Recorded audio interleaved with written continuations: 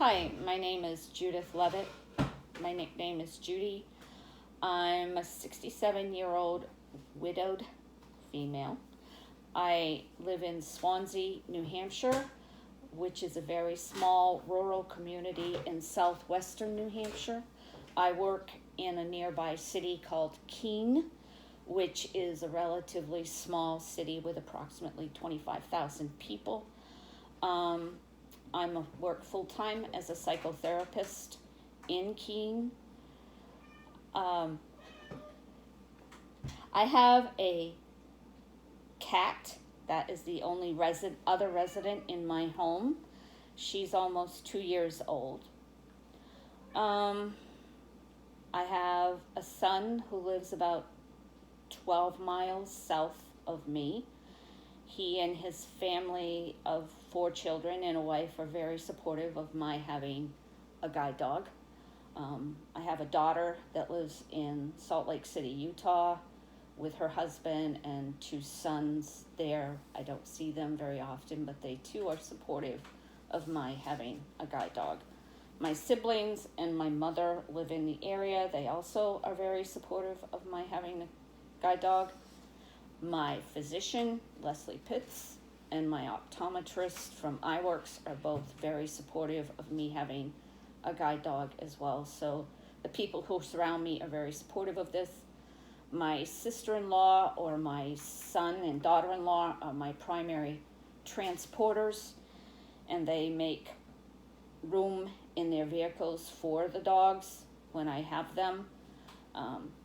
My friend Chris Frado works with me at least twice a week on walking with her and her dog, navigating the streets of Keene right now because it's very complicated with many outside seating arrangements. Since COVID-19, my mobility instructor from New Hampshire Association for the Blind, Future Insights, Michael Mulligan, has been unable to work with me. So my last official mobility instruction, I believe, was in March, and we had 5 sessions prior to that. However, I had mobility back in the late 90s and early 2000s. I've had guide dogs for the past 20 years. My first guide coming to me in October of 1998. She passed away in January 1998, I believe. 2008. Sorry. My second guide came to me in October of 2007. He died in July of 2018. Shortly after he died, in June of 2019, my spouse of 42 years died. So it's been a interesting journey since that time. When I use my guides, I have a route that I walk with them. It's usually pretty designated areas, but right now, of course, I don't have a dog, so I'm not walking them. When I walk with my friend Chris, we walk to my bank, the local post office, and then back to my office. But again, because of the recent alterations to the area because of COVID-19, that has changed. I have a rural area near my home that I walk. There's no sidewalks in that area. There's no lighting. So after I get out of work, sometimes that walk is possible, sometimes it isn't. So that walk would either have to be when I'm on vacation, on weekends, or sometimes in the mornings prior to my going to work. What else do you need to know? Why you want a guide dog? Why I want a guide dog. After having a guide dog for 20 years, the past almost 2 years has been very difficult. As I said, it's been an interesting journey. I feel much more independent when I have a dog. I feel more confident when I walk. I tend to kind of drift to the right because my right eye is more dominant than my left eye, even though now that's really not even an issue because the vision is very limited. So to overcompensate with that, I pull to the left. So I find that a dog keeps me from wandering and drifting. A dog provides emotional support for me.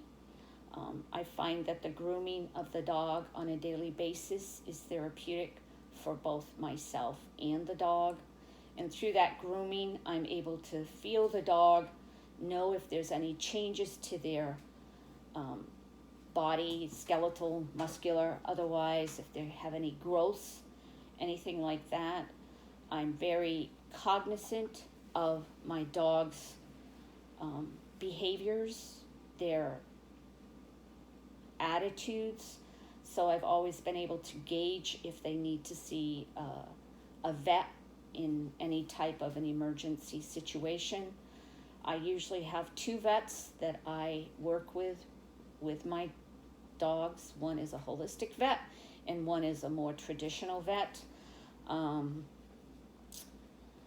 I have clients who, as a psychotherapist, they have multiple mental health, substance use, and other disorders, not severe, so they're not at all aggressive or violent.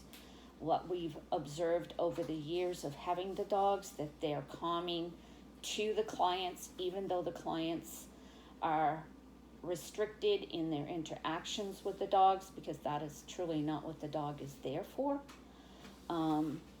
But what I find for me and for the dog, taking short breaks throughout the day to take a quick walk is very therapeutic for me. It refreshes my mind and helps me to unwind in between clients when I have the opportunity. At present, that's a little more difficult for me because our office building is under renovations and it's a little bit longer to go outside because I only have one way at present to go out my building, and it's a whole new addition. What else do I need to say? Is that enough? I think that's enough. Okay,